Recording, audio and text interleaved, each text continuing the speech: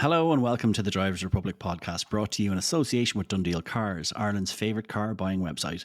With the widest selection of cars from certified trusted dealerships, most Irish drivers find their next car on Dundee Cars. Hello, Mark. Hello, Paddy. What's the story? How are you? Good, You've good been to busy see this you. week. Yeah, quite a busy week. How's your week been, firstly? It's also been being a bit frantic. I haven't yet, but I'm off after this to collect a Volkswagen Golf. Because I just thought, obviously you get the natural feed of press cars every week and every month and what's on. But I just thought, and I think from chatting to you as well, the Golf has had a bit of it's almost an underground car now. It sells itself maybe. Yeah, And I remember speaking to Martin Cardiff, who was on the podcast a few weeks back, and he was saying that the Golf has really seen a resurgence for them, and it's quite an expensive car now. The new, the Orline, yeah. No, but any of them now new are pretty expensive. I don't think there's such a thing as a cheap one. I remember a time when I worked there that there was one that snuck in under 20 grand. Yeah, wow. Yeah, and there was 19,995, and those days are gone for sure. So, it does really well for them now, because there's a bit of a thing where people are like, look, I don't want an SUV, and I'm not really sure. Don't want an EV, maybe. Yeah. So just give me a Golf. I just want to find out, is it still a relevant car in 2025/6? Do you know what? You were going to get into that thing, and it's going to feel like wrapping a warm blanket around yourself, because it'll just be so familiar, so nice. Everything is in the right place. Sure, they messed around a little bit with the haptic buttons and the controls, but I think that's going to be fixed. For me, 7 or 7.5 was peak Golf. Yeah, I remember having a 7.5 GTI manual in tungsten, and it was all the car you need. I so regret not buying that car, because obviously, I would say I would still have it. It just did everything right. It wasn't even bad on fuel, but I didn't put any options on it, out of the wrapper. What a car. So yeah, I missed that one. So that's what I'm doing later on. I've also been torturing myself because, I've had an expensive week with my own car. I spent €1,500 at Dave O'Brien, Porsche specialists in Ballymount, who do excellent work. Like all good specialists, they're not necessarily the cheapest person you can get your car fixed at, but I had a thing called a tandem pump on my 911 sorted. So my driveway is no longer covered or being dripped in oil. So I watched the video, Mark, and I really like these updates on the 911. They're very relatable. And what struck me is you showed that work, in inverted commas, if you're not on videos of doing the rabbit ears, that was done on your car to patch things up. Can you tell us a bit more about that? In the sense of what else needs to be done? No, sorry, they showed a clip on the video where there was, it looked like patch up literally job done on the car. Literally patch up, yeah. So Dave sent me a photograph a few hours into the job and said someone was here before. Yeah, I said, not in a good way, I suspect. No, I said, is that car putty? And he sent back a laughy face going, well, kind of. It's a metal kind of sealant. So a tandem pump, as far as I know, is actually a porous part. I don't know why Porsche put porous parts on cars, but they do, and they did. So it will always go over time. But obviously, just to get that car back on the road, maybe it was in between being sold somewhere along the line. I don't even know when it was done or who did it. Basically, it's like this green, slimy looking sealant that, and you could see actually at the bottom where someone is like a pinhole had obviously formed, and that's where, because the oil wasn't bursting out of the car, it was still driving and all that, and there was no oil lights or anything on, so it wasn't leaking enough oil to even justify the light coming on. So that basically just gave way. But it just shows you that it doesn't matter what the car is, if it is in between a sale, or maybe it's gone to a trader and someone just wants a quick fix, and let's get it back on the road again. So yeah, I suppose it's another reminder. I didn't in this car get a pre-purchase inspection. You can get them done for about €400. They put cameras into the car to check for bore scoring. They'll do the usual appraisal of everything that could potentially be a problem down the road or whatever. I think definitely worth getting done if you're buying anything exotic. Would that issue have come up? Would that have been a deep dive enough in the inspection? I would imagine so, particularly if it was leaking. So my understanding is this part is actually they had to take the exhaust off to get at this part. So I don't know would you have visually seen it, but Dave was able to have a look when the car was up at a ramp, looking at the RMS part of the underneath the car, and said, "Well, that's not leaking yet, but it will in the next 12 months. You need that sorted." So I think that's the other beauty. A lot of people were commenting saying, "Oh, specialist, any old mechanic can work on these cars." Of course they can. Lots of the parts have a VW badge on them, I suspect. But the point is, when you're used to seeing these cars every day, it's like going to your GP. You can Google it, right? But if you go to your GP and you have to show them something or explain something, there's a good chance they've seen it before. And like, I always use the analogy: does anyone want to get the cheapest vasectomy? Exactly. Sure, you can. Sure, you can. You could probably get your butcher to do it. But did you go to the same guy I recommended, or did you go somewhere else? I went to a place in Bath Avenue. I found the most expensive one I could find. For that reason. Yeah. So I think that's one of those things. I searched by price for vasectomies. Tell you what, you could get 3 vasectomies done for the price of a tandem pump on a 911. Right. So yeah, either way, your tandem pump is removed. And one or the other is not reversible. No. I want to start this week with a question mark. Have electric cars become too fast already? It comes on foot of news that the U9 Extreme, previously known as the U9 Track Edition, which is that very expensive BYD, has set a top speed record of 496.22 kilometers per hour at Germany's automotive testing Papenburg in September, surpassing the 490.48 kilometers set by the Bugatti in 2000. Is this the Yang Wang, or is this a spin-off? The Yang Wang. The world's now the fastest car. But so obviously with electric vehicles, they can just go bananas with horsepower and inverted commas.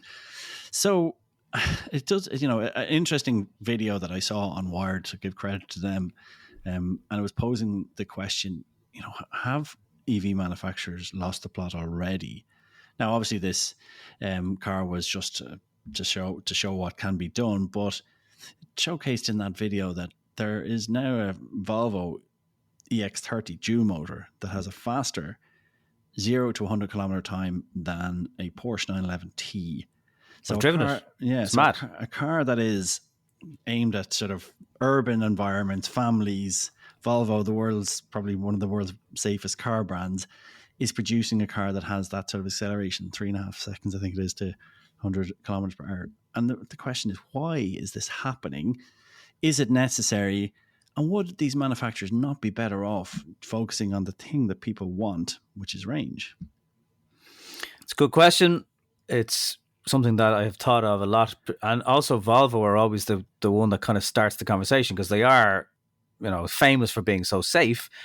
But for quite a long time, actually, they have been producing even the recharge versions, which could have been plug-in hybrids. They had like 400 plus brake horsepower, twin motors, nothing to do with Polestar. These were just, and you can get the Öhlins dampers on them. And are they overcompensating for the added weight? Is it just to, give another USB to EVs to make them a bit more attractive? But there is no doubt. I mean, even an ID4 now has it's nearly 300 brake horsepower car. 20 years ago, an E46 M3 had slightly more brake horsepower. And I actually am surprised we don't see more accidents with them, where people just aren't aware of how quick they can be. Maybe just people get used to them quickly. I don't know what it is, but they, your average family car now has way more brake horsepower than it would have if it was a 1.5. Well, I would put forward that the people who are buying them aren't interested necessarily in the speed. They have them. We're not necessarily seeing the accidents, perhaps because they're just not being driven like that by the people who buy them. Petrol heads like petrol cars, and that cohort hasn't moved across just yet to the EV. So maybe we're not seeing those accidents. But it struck me as a really valid point. If you're think of some of the Polestars, the dual motor Polestars, again, absolutely crazy, bonkers. Absolutely bonkers. So, where are we going to go to that? Where is the point where they're going to say, right, this is enough? Because how quickly do you need to get to 100 kilometers per hour? Is there? I would imagine that even on a road that allows it, it's not a particularly safe thing to try and do, is to get there as quickly as possible. No, and quite often the suspensions can't really cope with the power. Like that's the overriding fact that I thought with the BYD C-Line 7 was dual motored. And I got a lot of BYD fans in the YouTube comments telling me I didn't know what the hell I was talking about. And it's just very simple fact. The brakes didn't feel capable of bringing that 500 plus brake horsepower car to a stop. The suspension couldn't cope with it. It was uncomfortable. It was body roll. You could see the chassis trying its best to manage the power through a corner. And as you say, would these cars not be way more efficient, extracting more range if they had, I'm not saying half, but I drove the new Kia EV4 last week in Malaga. It's 200 brake horsepower, front wheel drive car. It was plenty. Loads of torque anyway. Loads of power. Plenty of power. Yeah. I mean, I worked in the AA before, one of my several jobs, and at the time, EVs were sort of just coming on stream into the mainstream, because ID4 and the likes had come. And a lot of the initial problems from the AA's point of view were tires, particularly, 2-3 tires at once failing. So that's on the back of a truck. You can't tow something like that because it's 2.2 tons. And various other components, suspensions were having issues because huge weight, sometimes shitty roads, and the result is that some of these were having issues. So again, the basic one had 204 horsepower. So it just seems like an unusual situation. Following on from that, though, a car I wanted to talk about this week is one that I have outside, which is the Ford Mustang Mach-E. And I was on my travels again, as I do, and from Dublin to Cork earlier towards the tail end of the last week. And we'd spoken last week about the Citroen EC3. This is a totally different prospect. And it's a car that I've really warmed to. Get similar size battery, 44 kilowatt hour battery, a little bit more expensive, obviously, to purchase, but just radically different performance from this car. I mean, radically different. No trip computer in the Citroen, so I figured out that I was doing about 19 or 20 kilowatt hours per 100 kilometer on the motorway, 100 kilometers per hour. No air conditioning on now, and I had some comments from people. No one drives at 100 kilometers per hour on the motorway, apart from the trucks, obviously. Which what are do they do? restricted. Oh, people speed like. Yeah, so you could do 120 to Cork, can't you? Yeah, you can do. Sorry, the limit is 120, but some people were giving out that I was driving at 100 kilometers per hour. Now I was in the left-hand lane. There's no trucks overtaking me. It's not a target. It's not a target. To quote the Gardaí. Yeah, so the reason I do that is just for continuity. Look, it's you could do 120, but physics, in a heavier car, it takes an awful lot more effort to get from 100 to 120. So I tend to stick to 100, and I just leave the aircon off just for control. It's also a very relevant test, because one of the questions you get is for people, can I do the longer journeys in an EV? So, and you're not always doing them in large battery size cars. You're doing them in something like the Puma Gen-E, and it seems to be quite efficient. It is efficient. So in this car, now I was leaving at about 16 degrees, and I was getting 12 or 13 kilowatt hours per 100 kilometers in that car. So just a radically different performance. And the trip computer in that is also quite conservative, because when it shows that you're down at sort of 18-19%, it seems to almost be adjusted down so that your range is your available range. Technically, if you're working out, right, I'm driving at 100 kilometers per hour, my battery's this size, it was showing me that I had 29 kilometers of range left, whereas I probably had about 37 kilometers of range. It was actually erring on the side of caution for that. But so from last week's one, where I was stopped at Douro and gave up because I wasn't going to get to Fermoy, I arrived at Fermoy with about 20% battery, and just really, really impressive. So, and presumably it wasn't 20%, but I had 37 kilometers of range left. I think it was 12% battery. Sorry. But and did that resulted then in a stop to charge for how long? So well, 10 minutes. I would always have to go. I would probably, unless it's a fairly big batteried car, I would generally have to stop somewhere because I live another 40 minutes from Fermoy. So I've Yeah. chosen Fermoy as my destination for, because I can work out pretty much everything from the range doing that set test from Sandyford to Fermoy. So I stopped and charged, and the Puma was gobbling down charge at speeds of 80, 90 kilowatts, which was pretty impressive. So I was on my way again pretty soon, and it's also one of the most entertaining cars of those CVs that I've driven in some time. You've spent time in this, by the way, have you? Only abroad. I don't know how the Ford booking is working these days. Do they contact you, or how does that work? I haven't. I couldn't make the launch, so I asked for a date instead. So I probably got it reasonably early. But so it's really entertaining to drive on a back road. It's has some of the, when Fords were fun wired into it. There's a bit of a sound to it when you push it on, and it's a nice seating position. Yeah, you can get the good steering feel. Yes, sit up and drive position. So really it's also impressive car. It's been perhaps not last year, but it's been quite regularly the best-selling car in the UK. Yeah, the Puma, not the the electric version. So that's why I suppose they really do have to try and make it as not that they're making the car efficient just for the UK market, but it's a pretty big market for them. If you're trying to get someone out of a Puma into an electric one, you can't be offering them half the range of their petrol one, I suppose. Yeah, absolutely. And I was on LMFM in Drogheda last week, and the presenter Jerry Kelly is a Puma owner, and is now considering getting this one. And he said something that struck him was the fact that in the standard for Puma there was only one stalk, and all the controls were on one stalk, and in the electric version you go back to having two stalks again. It seems like there was more effort put into the boot is also ridiculous. Both myself and Dave Humphreys managed. Not at the same time, but we both climbed into the boot. There's 100 kilo load limit in the mega box. So unless you're a particularly overweight or maybe a very tall person, you'll fit. That can take your weight. You could wash a small child in it.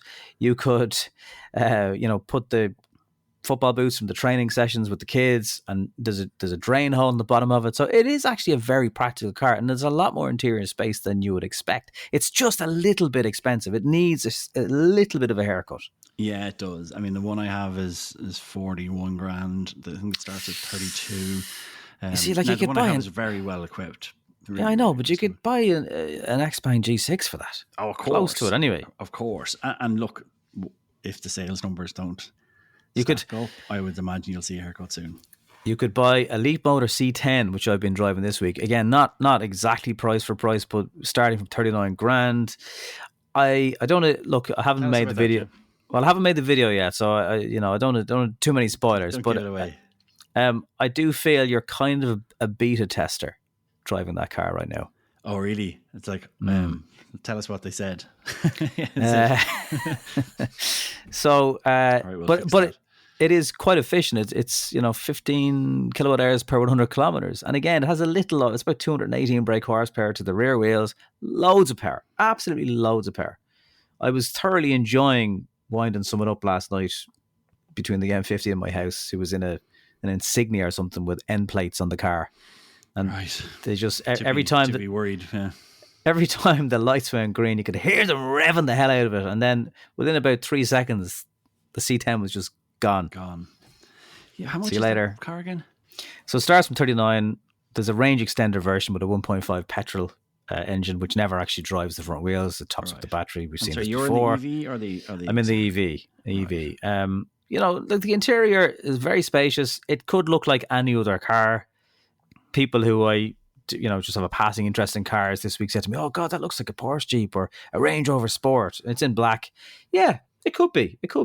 But the only thing is, like, little quirky things, like, so the seat comes back to get you into the car, easy entry it's called. Sometimes it returns to your saved spot. Sometimes it doesn't. If you've ever been in I think BMW were the first time I encountered this, where you put the car in reverse and the mirror on the passenger side dips down to help you park the car, not curb your wheels. It dips in the C10. Sometimes it doesn't come back. It stays dipped. Right. Okay. Ever. When you when does it ever come back? and then to manipulate it, you've got to go to a screen to adjust it, like in a Tesla. But a Tesla's even probably quicker. What way do you push down the button when you want to open an electric window, Paddy? I would push it down.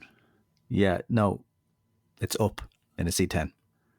So you pull up for the windows to go down. You push up for the windows to go down, and you push down for the windows to go up. Right.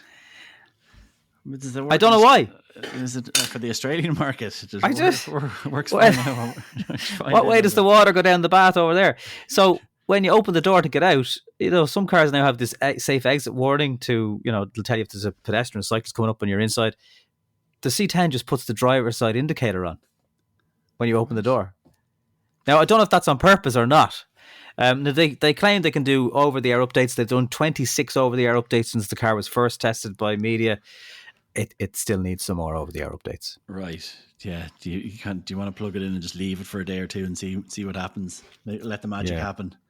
It's look. I mean, it's too early for you to say. I know the video's probably out next week. Is it? But what can you give us a couple of bits you like and don't like?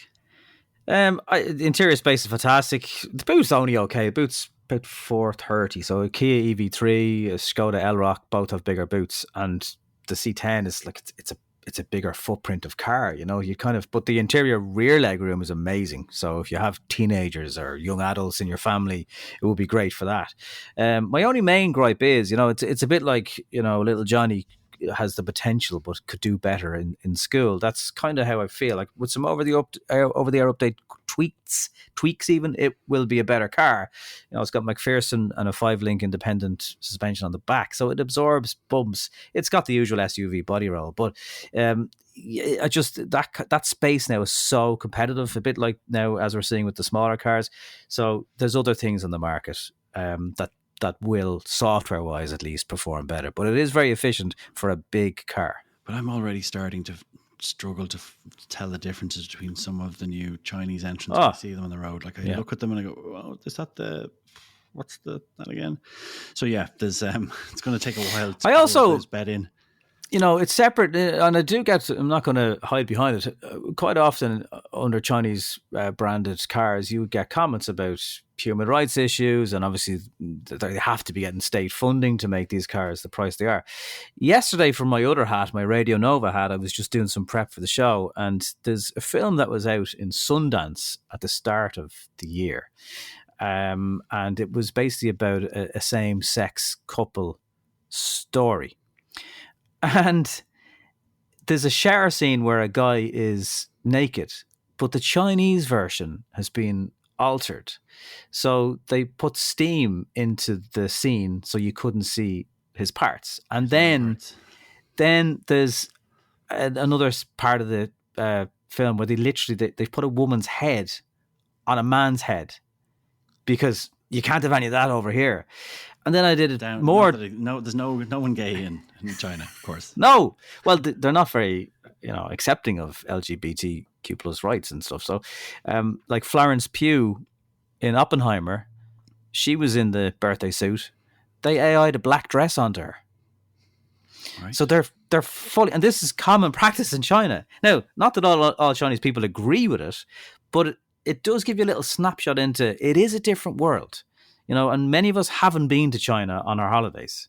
No. So unless you have been there, there are colleagues of ours who have been. It would not be unusual for them to go into your room on a press trip and help themselves to a little look through your bag and what you're writing and what you're taking pictures of. Right. And, it is a very different place. And I'm not being... European car pro here versus Chinese. I think ultimately people will vote with their pockets, and maybe if European manufacturers can make their cars more affordable, everyone wins out of this. But there definitely is an argument that humans living in China don't necessarily get the same freedom and liberties that we do in this part of the world. That we enjoy, for sure. Well, look, let's take a quick break, and we'll be back after the break to talk about. I can't see you there, Paddy. There's some steam coming over your. Oh, sorry, I've been moved out of the way. Yeah, we're gonna come back and talk about a new product that diagnoses the state of health of your battery, and we'll have a quick chat about used EV values after the break. Welcome back to the Drivers Republic podcast, brought to you in association with Dundeel Cars, Ireland's favourite website for car buying. With more certified, trusted dealers than anywhere else, you're sure to find the right car for you on dundeel.ie. So one of your many projects this week was to go talk to people about stuff. Yeah. I went to Kildare. I was in Kill, down at Goffs, basically. There's a golf club down there, and it was to see something that I'd heard about before. I'd spoken to them years ago when I was in the AA, but it's a company called Avaloo, and Avaloo don't make toilets. They make Javaloo, love. Avaloo. I do Avaloo. They make a diagnostic system, which is very simple to use. That tells you the state of health, the SOH, and that phrase is going to be one that we get very familiar with over the next while, of a battery. So it doesn't have to be just an EV. It can obviously be a plug-in hybrid battery, and it's very simple to use. It's a flash sort of drive that goes into the OBD. It's a little box, and you plug that into the onboard diagnostic system. You have to plug the seatbelt in, turn the car on, then turn it back off, put it into drive, and then put it back into park. And then 3 minutes later, you can see the box doing its thing, dancing lights. 3 minutes later, you get a report sent to your mobile phone or your desktop or whatever. And for anyone on video, I'm just going to briefly show you one here. For those listening, it is a battery certificate, which has, this was on a BMW 5 Series plug-in 530e.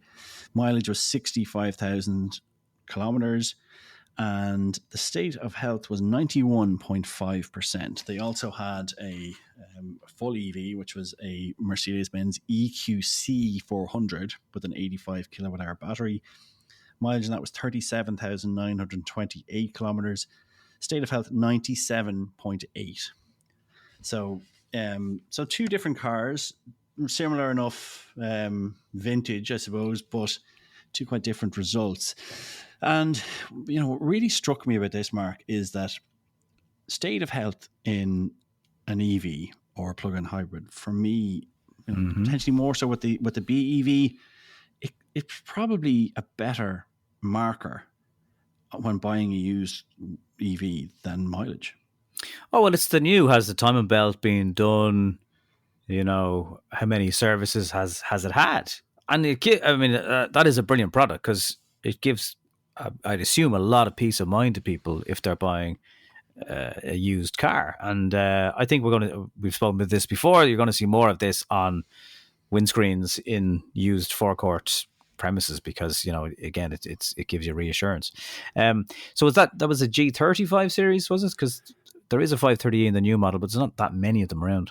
No, it's G30. Yeah, it was a couple of years old. So that was always kind of a 40-50 kilometer range car.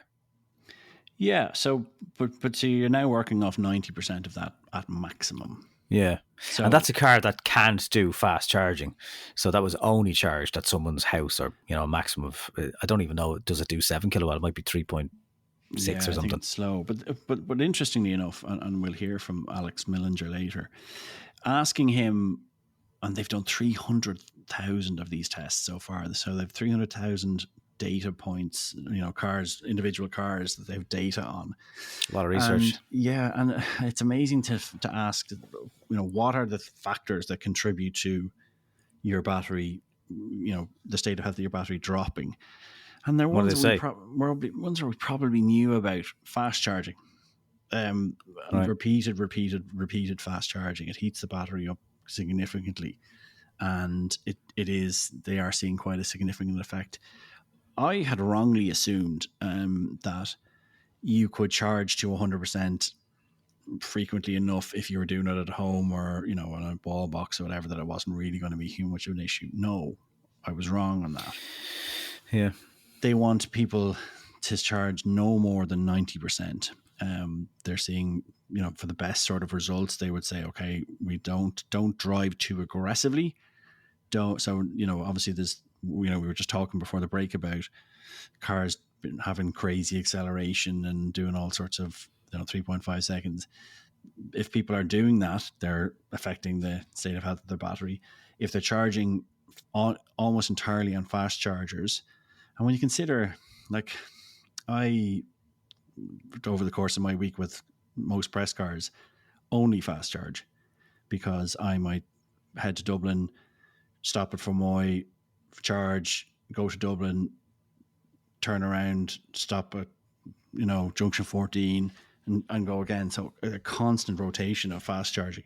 And there are probably lots of people who, for a living, spend time driving around, the country, and they're probably only fast charging, or majority fast charging. And it'll be interesting to see what that is doing to the state of health of the cars. Now, it doesn't mean that, all cars are going to be wrecked after a couple of years. He told me the example of a Tesla Model 3 that they had seen 400,000 kilometers on, and the state of health of the battery was 86%, which is incredible. Yeah, it is. I've seen a lot of videos of Model S's as well with high mileage and similar. Like years and years ago, like 10 years ago, one of the first drones I ever bought from DJI had a feature built in that if you charge the batteries to 100% and you didn't use it, by day 5, they would automatically discharge to 50%. So we've always known this about lithium-ion batteries. Maybe LFPs are slightly less susceptible to this. But unless you're doing, like, if you're doing a big long journey in the morning, charge your car to 100% overnight, no problem. But don't do that all the time. And, the problem is leaving fully charged. Any of those batteries are bursting full of energy. Yeah. And if it's sitting there at 100%, it's got nowhere to expel that energy. Yeah, and I suppose, we've been talking recently about long journeys. I did a quick video during the week about charging curves, using the Citroen as an example.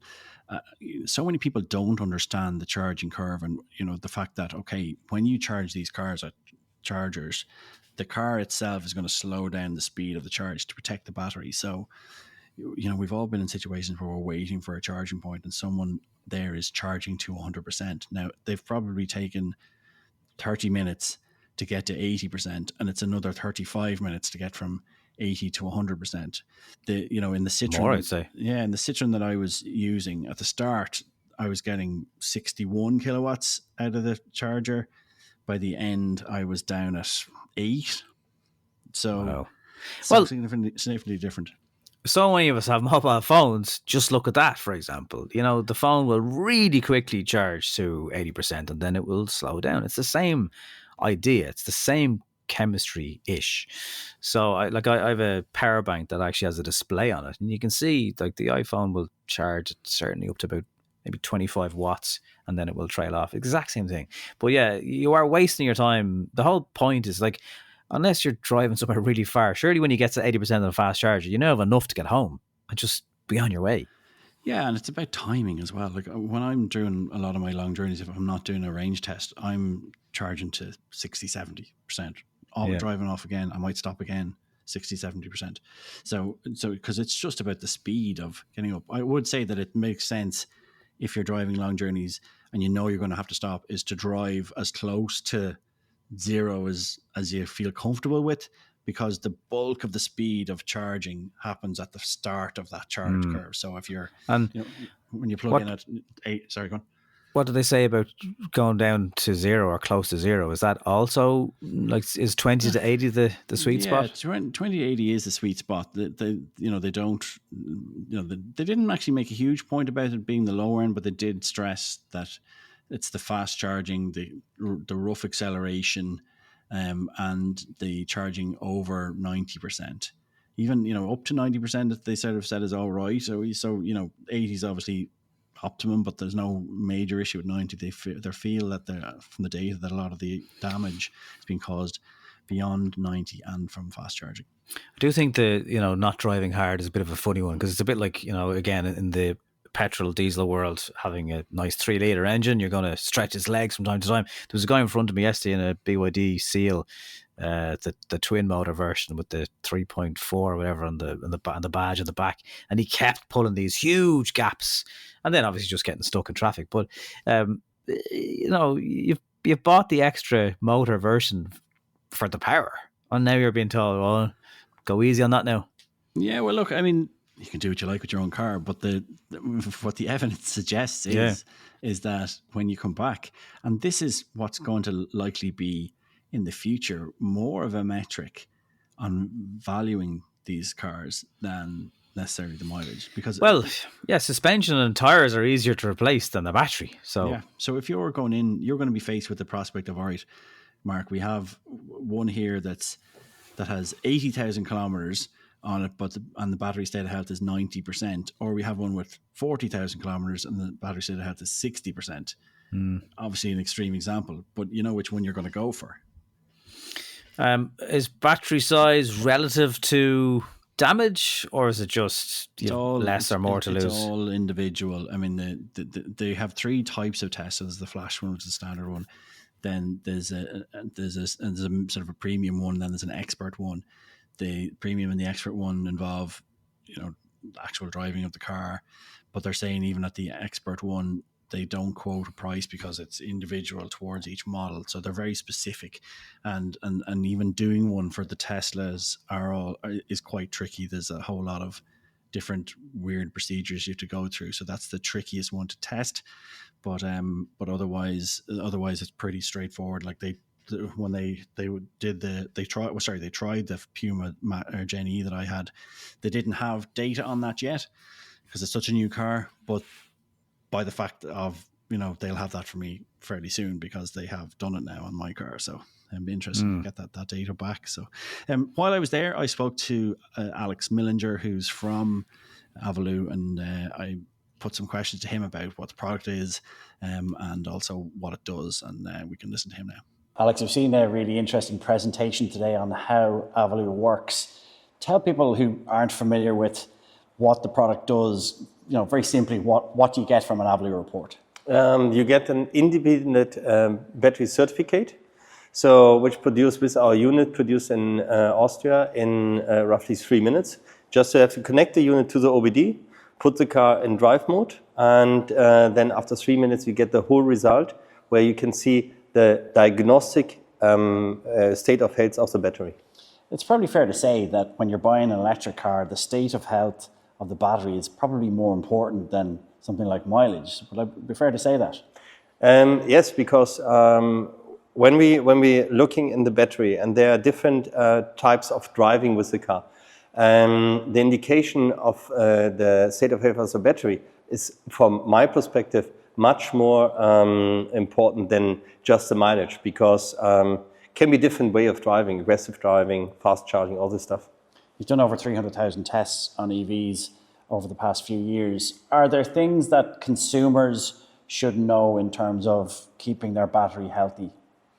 Yes, we can say, but also we have to admit that different OEMs, different batteries, so we can't make a overall perspective, but what we can say, for example, fast charging. So maybe also make normal charging, slow charging, or just don't keep the car on the charger when it's already by 100% for the next couple of weeks when you go on holiday.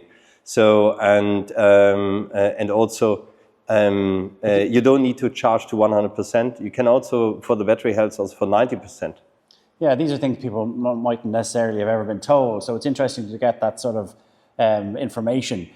If someone wants to get a report, is this something that they can go to their dealership to get, or how do they go about getting one? So for the moment, they can get in contact directly with Avalue, with our headquarters, and we will link them to a dealer where they can connect it. And we're building more and more infrastructure in Ireland at this moment, and also in other countries, to get then the network where every customer can go and then get the car checked. Thanks for joining us. No pun intended there, Paddy, but I'm sure a bit of a learning curve. Yeah, no, look, an interesting product, and I think it's one we'll probably see a little bit more of in the future. So where do you get them? Like, it's just what sizes? Like a Game Boy size? Well, you don't buy the unit. The unit itself is a test that's done by a dealer Right. at the moment. So You're not going to use it all the time unless you're in the no, industry. So no, you shouldn't need to. NVD are there's a local resellers of this. That's NVD who distribute the bulk of the cars in Ireland. But at the moment they're saying if you're a private customer, contact Avalue themselves. Their website's avalue.com, and then they will direct you to a dealer close to you. Test is about €70. okay, it's well worth it. Well worth it. If you're thinking about buying a used EV, definitely. And good. Maybe I don't know if bargaining power is the right word, because if there's alarm bells, you're just going to walk away. There'll be another ID4. Yeah, These things are. There will be, and I suppose it's also for yourself, if you've have your own EV for a while, or you're planning on selling it privately as well, that could be an interesting route to go down to give you that extra leverage. Right, well, still to come on this week's episode of Drivers Republic Podcast. You can, of course, get in touch at driversrepublicpodcast@gmail.com. A motoring icon sadly passed away this week. And is it ever acceptable for your garage or mechanic to bring your car at home for the night to road test it? Go. Welcome back to the Drivers Republic Podcast, brought to you in association with Dundee Cars, with Ireland's widest selection of cars for sale from certified trusted dealers. The right car for you is on dundeal.ie.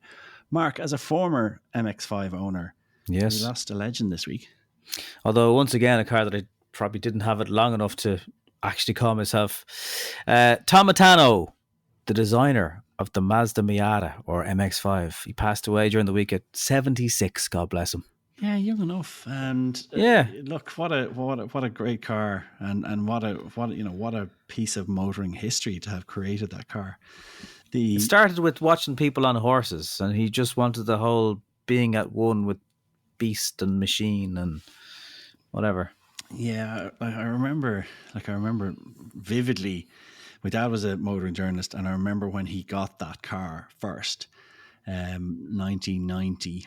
And so it would have been an NA. Yeah, and it was, he was writing for Sunday Independent, so he got those cars pretty early, and it was one of the first around, and it was just the reaction to this thing was outstanding. And we'd had there was some other cars at the time, MGTF and a few other bits and bobs. This thing was absolutely blew them out of the water because it was so good. And and still to this day, if you jump into any Mazda MX-5, it's not about power. They're not particularly fast. It's just the most fun you will have. It's incredible. But you've owned one. Tell us your story. Oh, it was great. It was an NB, which was the second model. So that came out, I think, 1998, I think maybe was the start of the NBs. I'm going to say 98, yeah. So it was the one that didn't have pop-up headlights, which would not pass Euro NCAP safety tests today. They're far too sharp and can dig into pedestrians' legs. Yeah, they did look good. And I had driven a few of them before as press cars, and there's just something about one. Even the last ones I would have driven with Mazda Ireland were the ND model, kind of the current model. There was the anniversary version there was an orange one, Bose sound system, little deflector behind your head. Just a brilliant car, lightweight. 2 liters, 1.6s. There's a 1.5, I think now, because of emissions. Gearbox, unbelievable. Like, if you've never driven one, that's such a tight gearbox. The car I had only had 26,000 miles on it. It had been babied. Loads of service history. Hadn't got rust, because a lot of them can be rust buckets. These are old cars in some cases.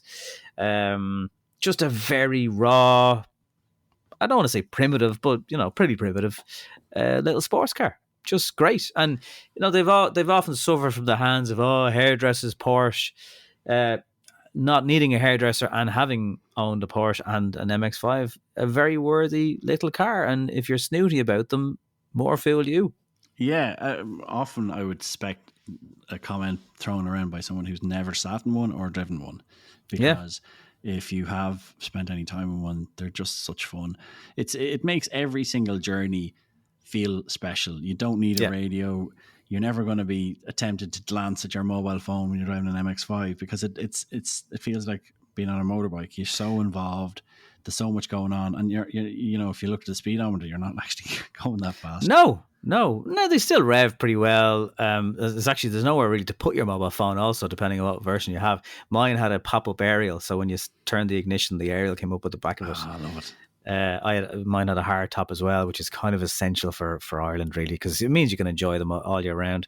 But they have to make a Tom edition. They have to. Of course they will.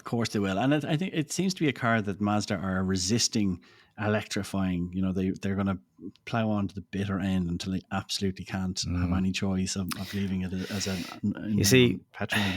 Weight will ruin that car. Yeah. And unless they come up with some mad battery, the way we all have SSD hard drives now that's the size of your ATM card, I don't know how they'll do it. And it's a car that they, despite different generations, they haven't really, dialed up the power at any stage. No, they don't need to. 140 brake, maybe. I mean, and people have modded theirs, and very interesting things you can do to them. But no, just a cracking little car. One of my kids was like distraught when it was being bought and it was leaving the driveway. So very lovable little things. If you ever get a chance, and they're, you know what, like used ones. I was only looking last night. You get a good one for $9,000. Yeah, I would quite happily get one, drive one every day, to be honest, because it's just, it's when you get into your car, if you're not, especially if you're working a lot, you don't get into your car that much, to be getting into something that gives you that smile on your face, and every journey is an event. That's, there's so much to be said about that. Do you miss yours a bit? I do miss, as I've mentioned on this podcast, some of the repair bills for the 911 are different gravy. I getting those in the Mazda. I didn't have to do it. I put some tires on the Mazda. That was it. Flew through the NCT. The Porsche didn't fly through the NCT the first time it was NCT'd, which I thought was hilarious, like the difference in value. No issues. Started every time. A non-interference engine, so really very little can go wrong in them if you just service them and keep an eye on them.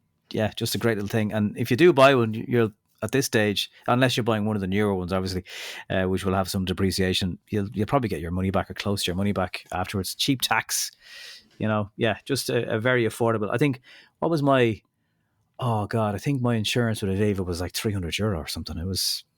And there's plenty now that are 30 years old as well. So, classic tax. You'll find classic tax and insurance. So, it's the way to go. Mark. We got a comment from a listener called Leah, who has a beautiful Alfa Romeo. It's in that lovely Alpha blue colour. And she had dealt with a workshop who were working on the car. And basically, the car had been taken home overnight to test it. Right. And this kind of question quite often sparks debate. In a slightly related version, the drop and go parking at Dublin Airport, a colleague of ours parked a Skoda Octavia RS in there start of the summer. Yeah. And in the terms and conditions of drop and go, they can move your car to a long-term car park if they don't have enough space in the short term. But when you come back from your holidays, it will be back in the short-term car park. But it clearly says your car needs a tax disc and a valid NCT because they'll be used on public roads. But again, there's quite a lot of mileage put onto this Octavia RS, and they responded on TikTok to the person who had an issue. They're like, the car was well driven. It's like, now look, Skoda Ireland didn't care because they just saw the funny side of it. But people do get a little bit precious, and I'm just wondering, rightly or wrongly, my own situation, our Nissan Ariya had a little bit of a cosmetic rear ending from an old Deer, I think at the end of last year, and it was literally just minor stuff, but it did need a new bumper. It had to be resprayed. And in lots of modern cars, obviously there's location services in the car, so you can see where it is, and you can leave that on, or you can turn it off if you've got something to hide. So we got a notification on the Nissan app to say that the location thing had been turned off when it was in the workshop, and thought that was a bit strange. So we asked the question, how come why did you turn that off? And straight away they were like, well, why did you need it on? I was like, well, just because it's always been on. That's why. And then when we pressed them a little bit more, my car, I can do what I want with it. Press them a bit more on it. They were like, oh, well, we had to bring it home, to test it overnight. And I just thought, but it was a bumper being resprayed. So one, do places use it as a mobility solution? I've no doubt there are certain, like if you have a misfire or, there's something majorly done with your car, that they have to spend a bit of time and, you're in a workshop all day. So, within a reasonable mileage distance, whoever's working in your car brings it home. But I don't know. Yeah, I think the bumper example is cheeky. And I think it's probably not something that you should see happen. I mean, I agree with you. If there's been an engine issue, or if there's been some, something that affected the way the car drove, that would require a road test, fine. But in this case, absolutely not. And it does beg the question: do we need to start keeping a closer eye on our cars when we hand them over to a third party? Because there are other issues like what are they doing when they're in your car? Is that are they using it for something else? God knows. Yeah, I've heard stories over the years where they have been used and where cars were seen by other people. If you have a standout car, someone might see it. Obviously, there's the added wear and tear. But anyway, it's just why can it not be tested during working hours? What is the reason for bringing the car home overnight? And I guess this has probably been going on for years, and now we just have the technology to see when and exactly how it happens. I mean, it's very easy to slip. Look, maybe you'd be ultra paranoid to be doing this, but you could just slip an AirTag in your car. Would an AirTag not notify someone that it's in the car? Yeah, I have heard this one as well, where like if you have it from a theft point of view, it will pop up on someone else's iPhone, for example. Yeah. Now, I don't get notifications about AirTags all day long when I'm going around my everyday life, but I'm sure they're out there. I think it's when it's connected to your phone or whatever. I don't know. I've never put one in a car for someone, but yeah. Now, equally, if your car's getting worked on and you have a dash cam on, right, and that's last weekend I was home with my parents and I could see the dash cam was on in the L-Rock, and I was like, why is that on? Well, because it's easier than disconnecting it. And I was like, but that's going to use the battery. It doesn't use very much. I was like, okay, right, whatever. But, leave them at it. If you're a bunch of lads in a workshop or girls, whatever, you don't want, a customer's car recording your, you're working on a car, you're having a chat. What are you doing this weekend? How are you getting on your woman? Yeah. Oh, your man's wrecking me head. You don't, exactly. that shouldn't be recorded either. No. So I have seen people kind of lose their mind over people disconnecting dash cams. Now, I've also seen, I think in the NCT, it actually says, please disconnect any sort of, because it's a privacy issue there, no doubt about it, But look, I hopefully that hopefully that won't happen to you again. But I think it would be an idea for people if they are handing in their car to a car park, to a dealership, to zero the trip on their car. So just go into your trip computer, reset all of the trip 1, 2, to whatever else there, all to zero, hand over the keys, and then you should have a fairly clear picture. Now, the dealership might reset the trip themselves, but even if record the mileage, type it down or whatever. Even if you record the mileage, you'll have a decent idea because, it's a bit naughty. Now, maybe that's people being really, really paranoid, and it's like, would you relax? But I think your pride and joy going home for a rally overnight, maybe, especially if it's something nice, not really necessary. No, very cheeky. Next week, Mark, I'm going to have the done deal price report. Oh yes, exclusively probably not exclusively, but we'll have a good discussion about that. Some interesting things in terms of pricing of used cars happening in the used car market. So lots to tell you on that next week. I heard a very interesting fact about Done Deal. You can maybe verify this or not. So we've all seen ads for new cars or used car in a garage, and it says pictures coming soon or car in prep, and there's no actual pictures of the car. Is it much harder to sell a car without pictures. Yeah, those cars will. Makes sense, I Those suppose. cars won't sell as quickly. So, yeah, that's why we'd always encourage people to have decent photographs. Even if they're selling the car privately, lots of pictures and decent pictures. Don't just sort of half-ass it, because it really does make a difference. So, and those those dealers that don't put them up or have car coming soon, they don't do as well. The interesting feature though we've added, and something that you and I before both said, was it used to annoy us when people wouldn't put the price up, or they put some made up price. There's now a filter that you click that and it will show you cars will exclude all those cars that don't have a price, or it even includes those makey uppy prices 1, 2, 3, 4 and the like. So it excludes all those. So people advertising can still do that, but you can weed them out.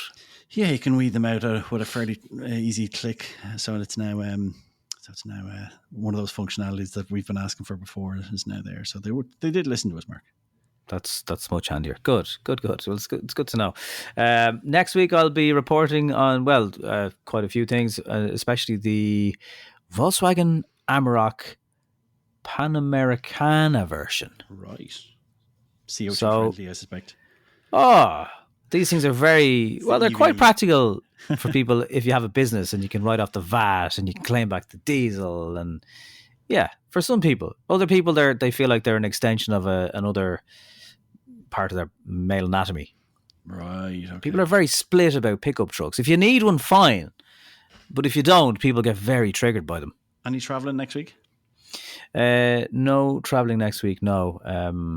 No, a bit more radio work and a bit more minding children. So my next current trip is not till the middle of October to see the new and drive the new Nissan Leaf in Copenhagen. Very interesting. Yeah, my colleague Dave O'Keefe will be there joining you on that one. So, right.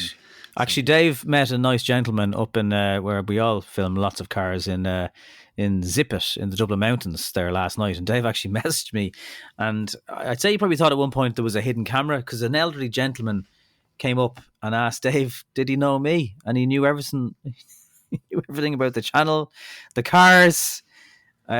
So I said, Dave, did you get his name? We give him a shout out. He goes, I didn't. But his wife said he watches all your stuff. I was like, okay, thanks. Well, it's nice to know someone's watching, right? At least one person. Yeah. So shout out to that man up in the Dublin Mountains walking his dog who met Dave. Yeah. And actually, the only other time I've ever had comments from women on the channel was that collaboration I did with Dave and the Kia EV3, and he had the Skoda Elrock. And these women came out of nowhere commenting on my channel, who obviously he's a beautiful man, in fairness. They're subscribers. And not only that, but he's a wakeboarder. So like he has it all going on. He was also ripped, happily attached. Yeah, he's ripped. He's got model good looks. He's terribly nice. And now they've also just taken in a dishevelled elf like me, so I don't know what's going wrong with the world. He'll learn from you. Don't worry. No doubt about it. Right. Well, look, thanks for watching and listening, and make sure you subscribe and maybe share the podcast if it's of use to anyone. Lots of interesting industry stuff discussed this week on the channel as well. So we'll see you soon. Bye for now.